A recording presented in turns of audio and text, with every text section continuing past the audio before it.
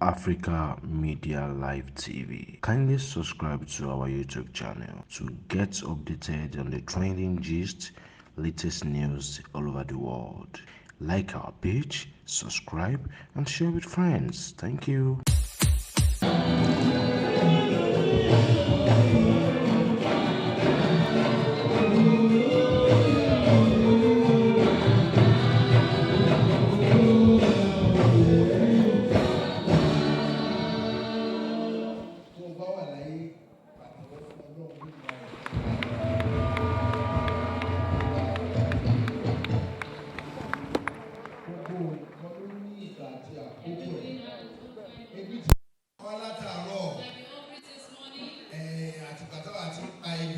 àti ẹ̀lú ọ̀fẹ́ láti yan Ọlọ́run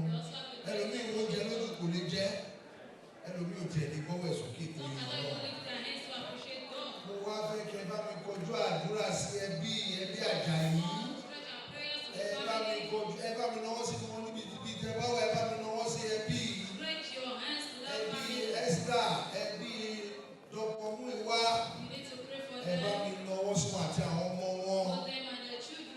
ẹ bá mi náwó sí wọn ẹjọ ẹ bá mi gbàdúrà fún wọn láti inú wá àdúrà nìkan ni wọ́n nílò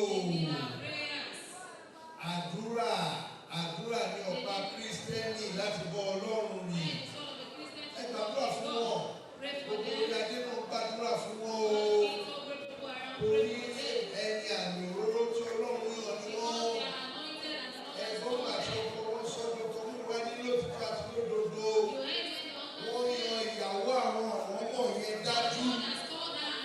ẹ bá mi dúpẹ́ lọ́wọ́ fún ìgbésí ayé wọn gbogbo ẹni náà fẹ́fẹ́ bílẹ̀ ẹ̀ ṣe kọ́ rere tọkọtọkọ táyátáyá tẹbítẹbí ẹ gbàdúrà fún wọn kò sẹ́ni tí ó ládójú kọ́ ẹ bá mi gbàdúrà fún wọn orí adé náà gbàdúrà fún wọn ẹ bá mi ṣàdúrà fún wọn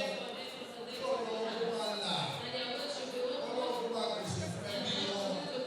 wọ́n ṣe ti aláìní ọlọ́run kó pèsè fún wọn gbogbo ọ̀nà kó máa bá mi pèsè fún wọn gbogbo orí adé àwọn náà gbàdúrà fún yín ọlọ́run bá wa dúró tì í ẹ gbàdúrà fún wọn dáadáa ọlọ́run fẹ́ gbàdúrà ẹ gbà ó gbàdúrà fún wọn dáadáa tó bá fẹ́ kí ọlọ́run kó gbọ́ títí ẹ̀ torí pé ẹni tó bá mọ èrè wòlíì á jèrè wòlíì àwọn ọlọ́run fi ṣe aṣíwájú nínú ìjọ yìí nínú ìjọ LOC Love of Christ kí ìjọ náà kó máa gbòòrò ṣe bá mi gbàdúrà fún wọn ẹ gbàdúrà fún wọn dáadáa tẹ bá fi gbàdúrà ìjọ tí wọn fi fàdúrà gbé wọn dìde torí àdúrà ní ọ̀pá Kristẹni láti bá Ọlọ́run rìn Ọlọ́run kò dùn máa rìn kó bá mi gbogbo àdúrà yẹn lọlé àṣẹ Love of Christ ìjọ mímọ́ ti Kristi kí Ọlọ́run kó túbọ̀ máa gbòòrò sí Ọlọ́run ìfẹ́ kó máa bá mi fìfẹ́ sí àárín wọn Ọlọ́run ìbùkún kó máa bá mi bùkún wọn Ọlọ́run ìlọsíwájú kó máa jẹ́ kí ìlọsíwájú kó bá wọn Ọlọ́run ìdàgbàsókè kí Ọlọ́run kó jẹ́ kí ìdàgbàsókè kó máa bá wọn Ọlọ́run ayọ̀ kí ayọ̀ kó máa pọ̀ sílé wọn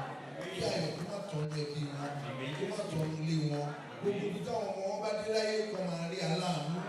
torí aláàánú làwọn náà kọ́ lọ́run kó máa jẹ́ kí àánú kó máa jẹ́ tiwọn gbogbo ẹ̀yin náà tẹ wà bí tẹ fẹ́ wọn fún rere kí rere kó máa bá yín kó bá yín láàárọ̀